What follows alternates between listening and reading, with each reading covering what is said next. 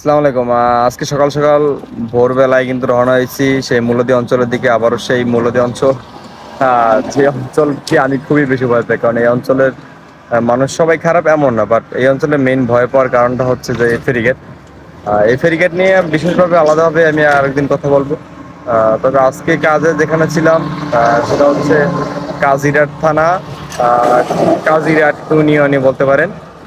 ওখানকার প্রায় 11 কিলো কাজের ভিতর প্রায় 4-5 কিলো কাজ কমপ্লিট হয়েছে। তো আশা করি আরও প্রায় 7-8 দিন গাড়ি ওখানে চলবে। তো আজকের ওয়েদারটা খুবই ডেঞ্জারাস বলতে পারেন, আবার রোমাঞ্চকরও বলতে পারেন।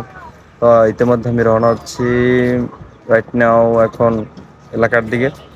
তো জানি না এখন ফেরিগেট কি হয় বা কতটাক্ষণ অপেক্ষা করতে হয়।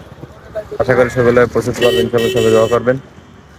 এবং আমি বর্তমানে আছি ব্রিজের উপরে, মূলদ্বীপ ব্রিজের উপরে। যদি আমি আপনাদেরকে দেখাই, হলো মূলদ্বীপ ব্রিজ, আজকের ওয়েদার, হলো মসজিদ, লঞ্চ ঘাট। ওই হলো আমি, ওয়েদারটা দেখছেন।